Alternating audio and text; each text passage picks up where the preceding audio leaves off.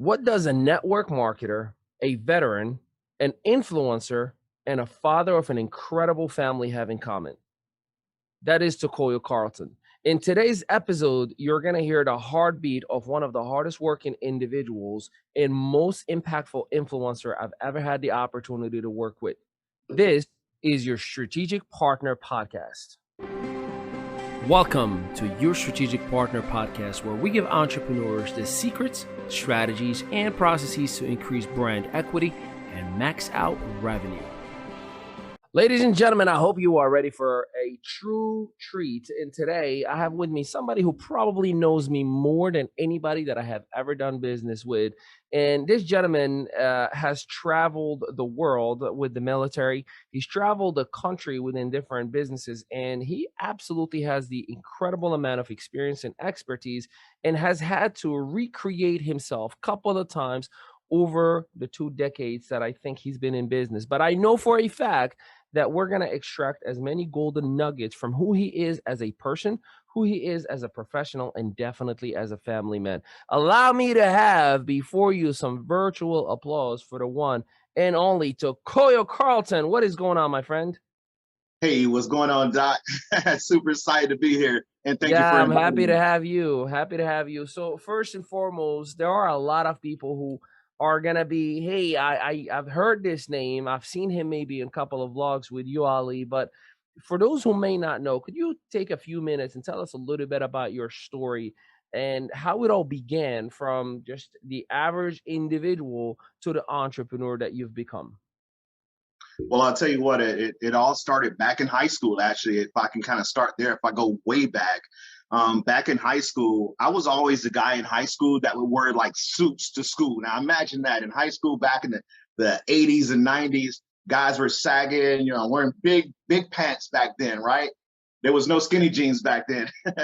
And of course, that's how people dress. But for some reason, I got it in my mind that, I wanted to be an entrepreneur because every show that I watched, I mean, from Dallas to, all these different soap operas, the guys who made the money, the guys who were very successful, they all dressed very nice. And so I started dressing to school. And then on top of that, I topped it off. I had a briefcase as opposed to a backpack.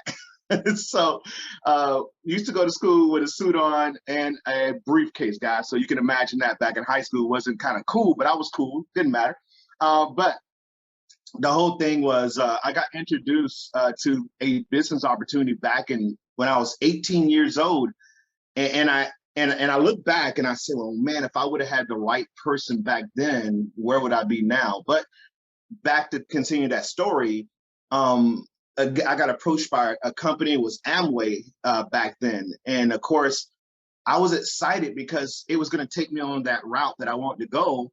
And of course, the guy signed me up, literally signed me up, and the next day he was gone. The next day. And so that entrepreneur journey stopped right there in its tracks. And of course, went to college, decided college was not for me. And my mother, because of Desert Storm in 1990, when I graduated, I live in a military town, and of course the military runs everything here. So financially, businesses started to go out of business, and stores started to shut down. It was kind of like what we're going through now with the pandemic, but because of the war. And so my mom shipped me off to Austin, Texas, and that's where things started to change. And I had a great time there, but I wasn't going anywhere. And so that's how I ended up in the military. Did 4 years in the Army, got out the Army, did 4 years in the National Guard. And when I got out in 98, I decided to work in the cellular industry, did very well with that, ended up starting my own cell business. And then, of course, I got introduced to the home base business arena. And so I don't know if you want to stop there and we can go further. No, well, so there are so many things that I can literally do 30 hours worth of podcasting just from that intro, because you're talking about first and foremost being the outcast, where everybody, especially you're talking about high school here, everybody had their style, everybody had their cliques, everybody had their own thing, and here you are dressing up.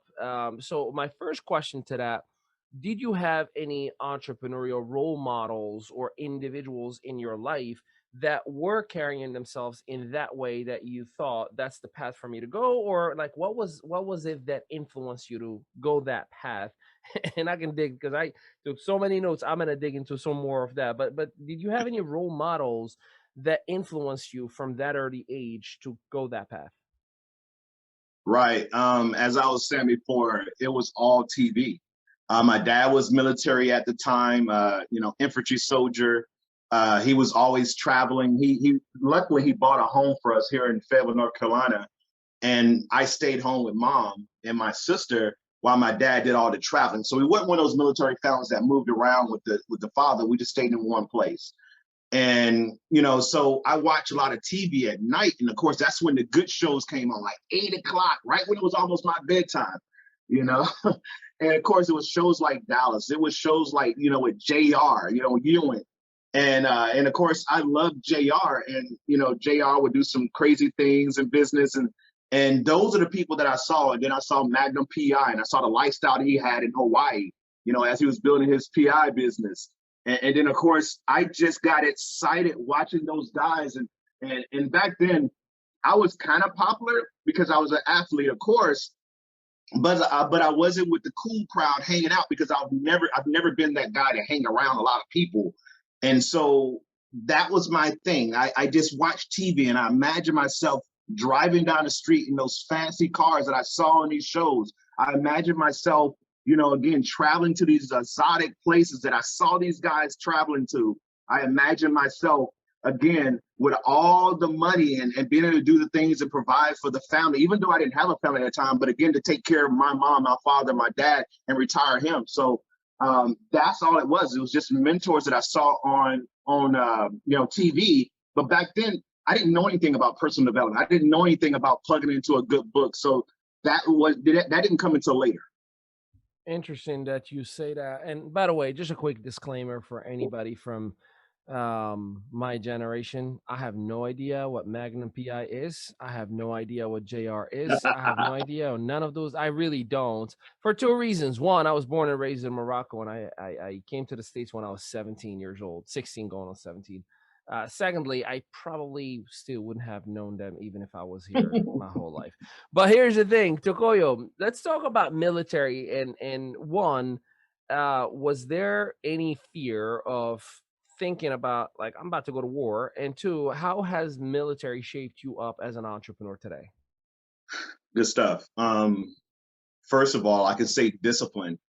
Um, when I went in the military, I wasn't scared of. I've never been a scary type guy. I'm one of the guys that, hey, I jump on a grenade. I mean, you've seen those movies. That was me. I was a hua. So if you don't know anything about military, you hear someone say hua, that was me. I was very hua.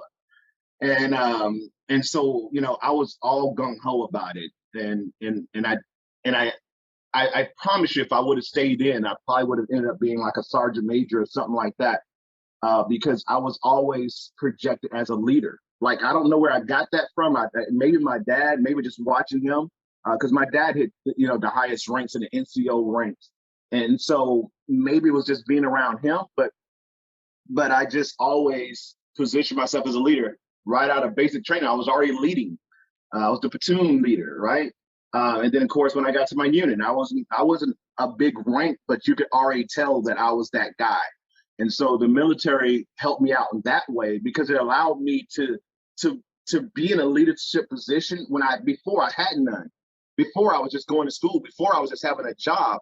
But when I went in the military, it allowed me to position myself to lead other people. And that was my first taste of helping people and taking charge. And of course, having the ability that people recognized in me that, hey, this guy's going somewhere. So that was I guess my journey in the military of getting started in leadership. That's incredible. And so from the military, we transition and get re-exposed for the second time to network marketing. So obviously the first time you had your sponsor bail out on you the very next day.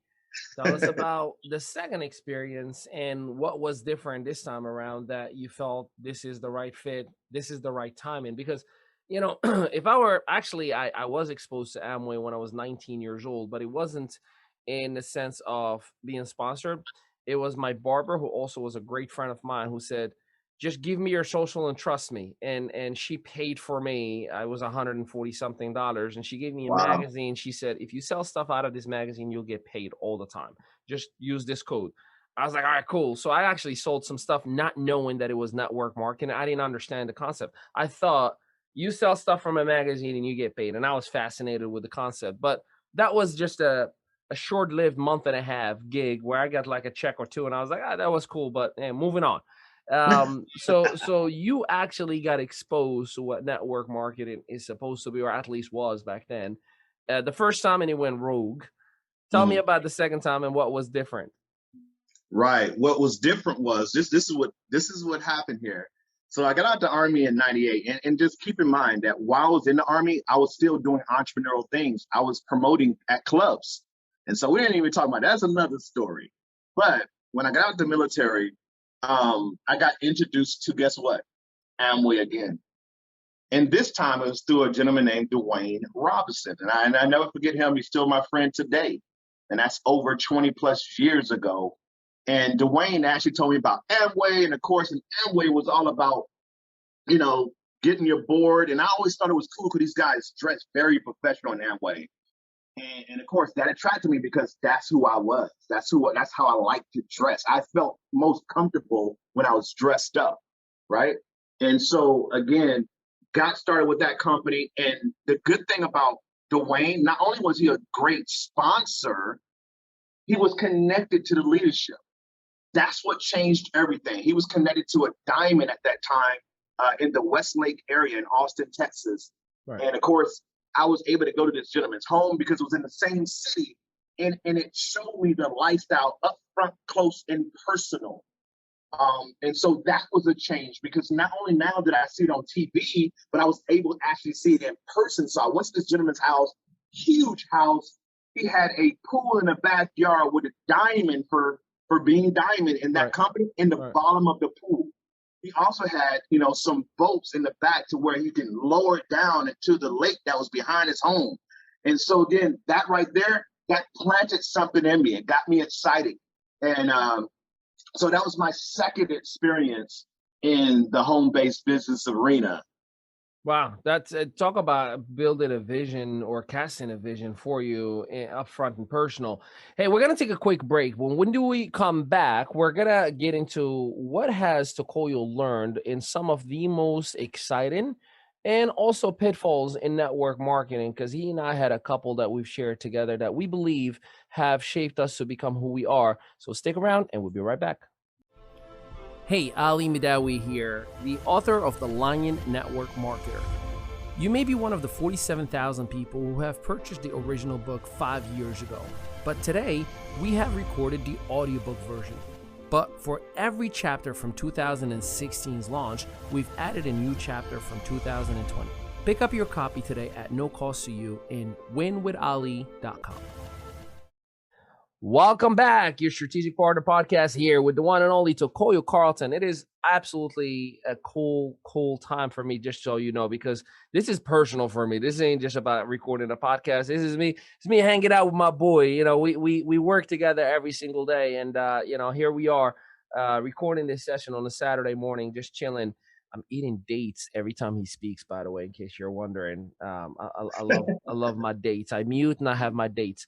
All right, so Tokoyo, let's dig into, if you were to categorize the top 3 things that you've learned from network marketing that you can share with somebody that might not have any experience at all and is considering to get involved, what would they be? And then we can get into the top 3. Warning, run away. So what you got? Give me the top 3 if you could categorize them.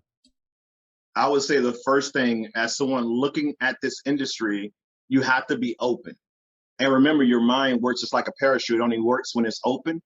And so again, you can't come in with those misconceptions or what you've heard someone say about it. You have to come in with open mind. So that would be number 1 before we go anywhere. You have to be open to what this industry is because it's different from a job. The second thing would be is you have to find someone to follow. And when I say follow, I mean coach, I mean mentor. I mean someone who's came before you, someone who's already achieved some success. It doesn't have to be someone who's making six figures. It just has to be someone who knows what to do, who's already tasted success within that company. And we'll talk about the other part of that on the next side of the next question. But again, find someone who has success in your company, right? That's number two. Number three is you have to give it time. I was always taught that you want to give it 18 months. Why 18 months? Because just like your job, just like anything you try, it takes at least a year to get good at it. So that's the reason why we say 18 months. So if it takes a year to get good at something, then you go ahead and you add another 6 months to it. Now you're what? You're great at it. So again, you just have to give it time to grow, to mature, to get better, to learn, to grow. So that's my three. Yeah. Why do you think people don't or are not willing to give it the 18 months? I mean, I know you and I have even set up expectations for some individuals and let them know, hey, this is going to take time. It's not going to happen overnight. And still somehow, some way that person figured out a way to set the wrong expectations and say, hey, it's been 30 days. I'm out. What do you think that happens? I mean, from your 2 decades experience.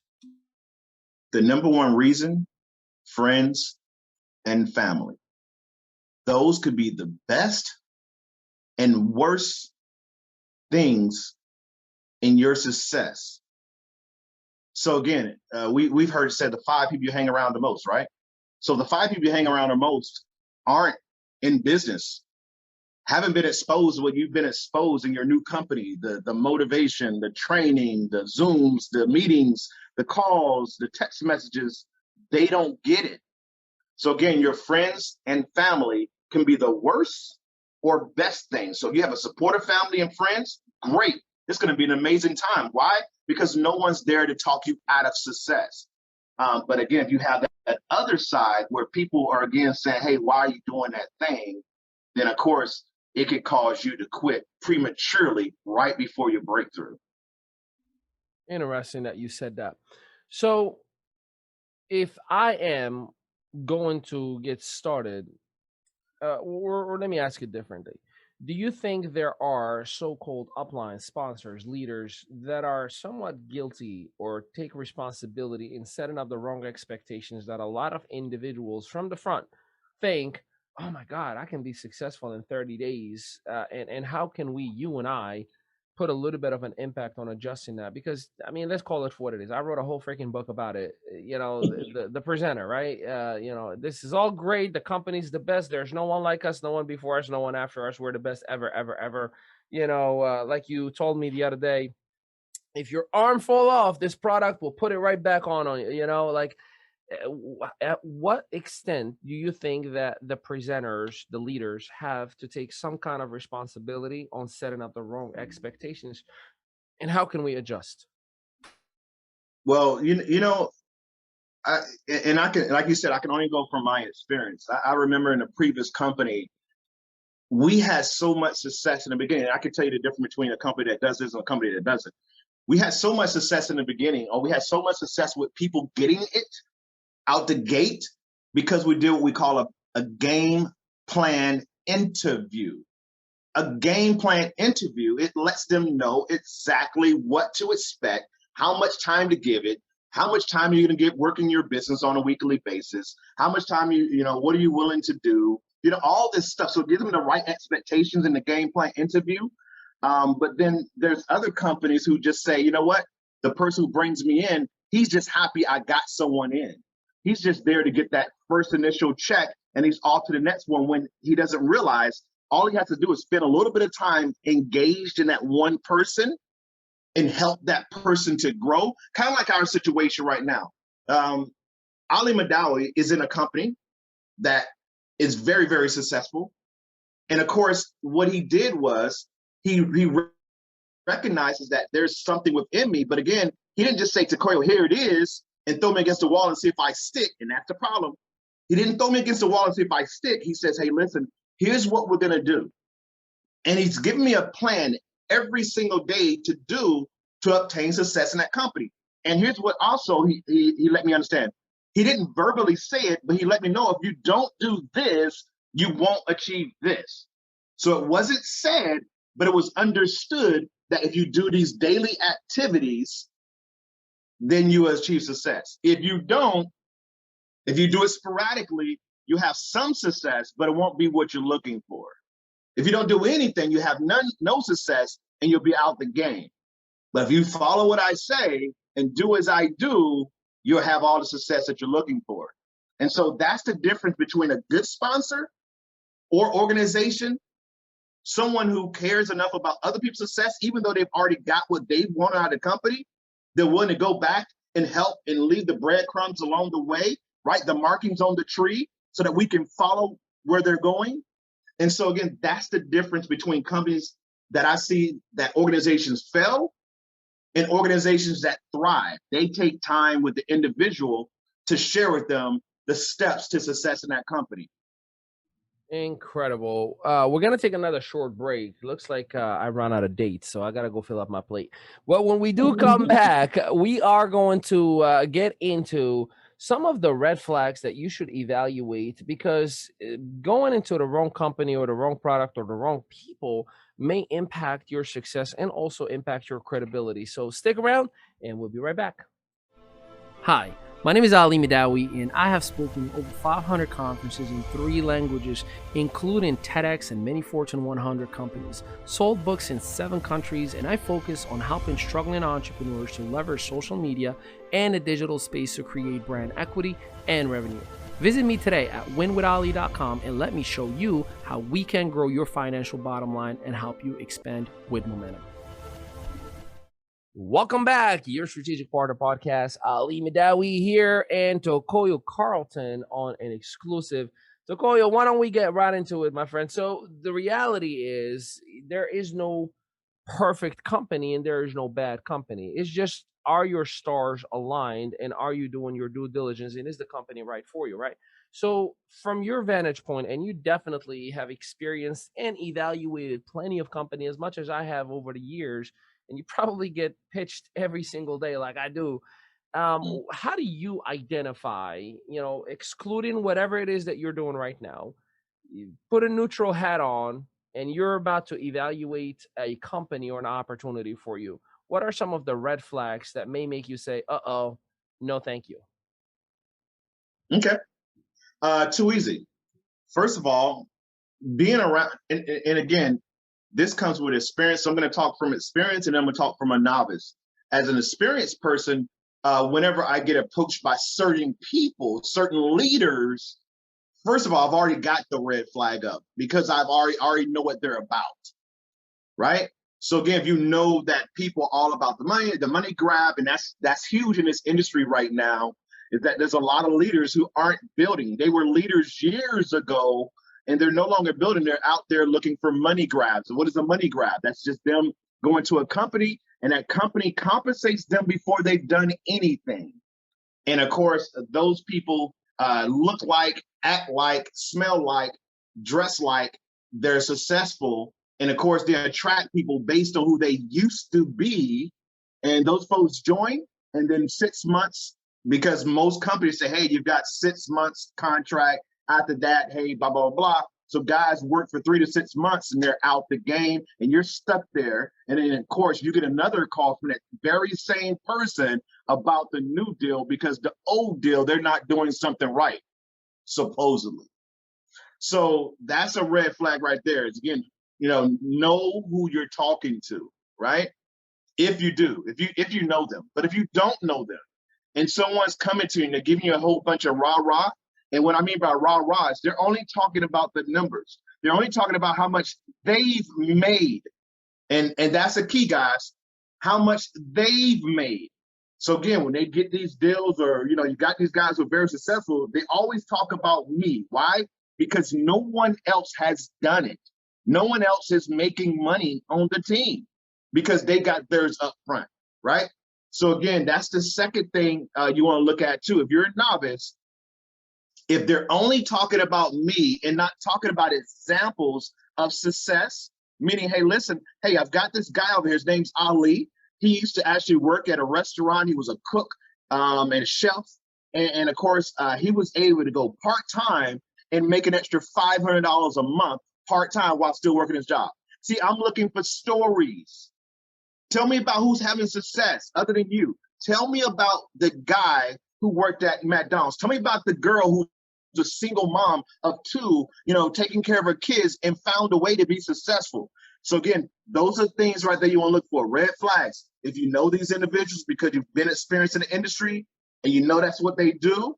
Second thing is you never know, you don't know these people. You've never been in the industry. But again, all they do is talk about their success and no one else's. There's a problem. That means no one's making money. No one's growing. And so again, those are the one and two things you want to look out for when looking at a company. Okay. The other thing is, what is the leadership? Who's the ownership in the company? How long they've been in business?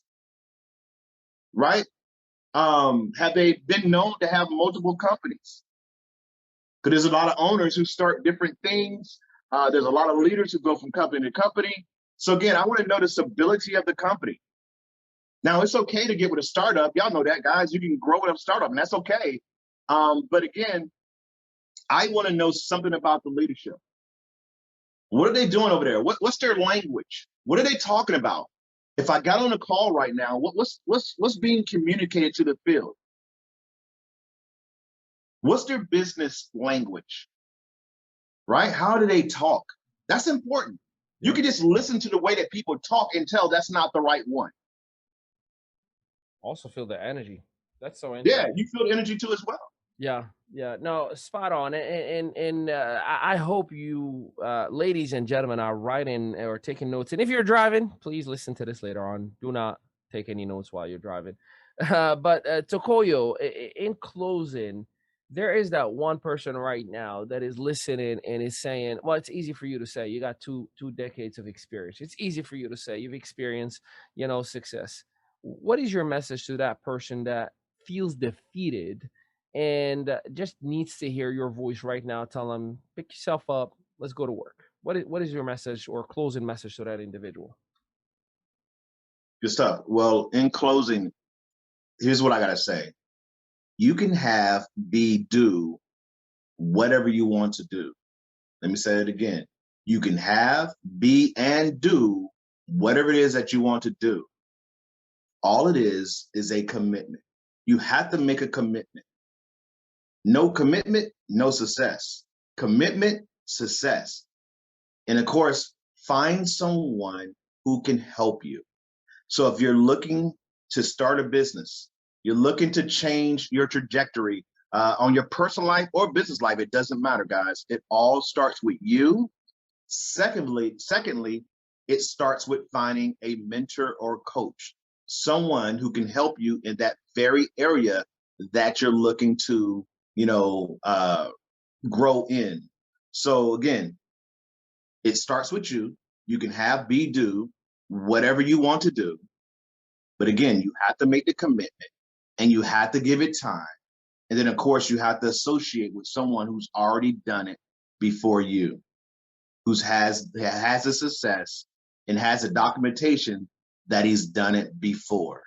And so again, that's what I want to say to you. And then of course, guys, don't let anyone talk you out of success. That is the number one thing that I've seen over the 20 years that I've been in business, is that friends and family have deterred people from having success that could have been. I've met some amazing people, and you can, and Ali, correct me if I'm wrong. Have you met people who, like, I know energy. I know when someone's got it. Like, I can see some people who join and I kind of, you know what I'm saying? But there's some people who come in and you're like, man, and you just thinking to yourself, like, they're going to be amazing. They're going to be incredible. But limiting beliefs, and all it takes is that one person that says, man, that's not for you, bro. What are you doing? You haven't made any money in 3 months. Yep. Right? And they're out the game, but you saw us as leaders, we saw all the potential that you have. So I'm telling you right now, don't quit. Just get with someone who can help you, someone who can coach you, someone who can mentor you, someone who can show you exactly what to do. And never let it stop you. So if you want it bad enough, go after it. And become the person that you've been meant to be. Become the person that's going to lead and help so many other people. See, that's how people's lives get changed, by other people, right? That said, you know what, I won't give up. And they helped out so many people. So, hey, listen, it's been a fun, pleasant pleasure. I appreciate you, sir. And I send the mic back over to you. Thank you. And thank you so much, Tokoyo Carlton. We'll make sure that we include all contact information of Tokoyo and all of his projects that he has going on in the copy of this podcast. But definitely make sure you connect with him. Look him up. Instagram, Facebook, Snapchat. My man is extremely active. YouTube is hopping for this young fella. And I look forward to your greatness. Tokoyo, I cannot thank you enough. And keep in mind, yours truly, Ali Mehdaoui, is here, and I love you. It is Valentine's Day weekend. If you don't love yourself first, nobody's going to love you. So make sure you respect, you love yourself, and do you. Don't worry what anybody else thinks. Until next time, this has been an exclusive of your Strategic Partner Podcast. Hey, Tokoyo, tell them peace out, everybody. Hey, I look forward to seeing you guys at the top, from the top, over the top. Take care, take charge, and we'll talk to you soon. Peace out, everybody.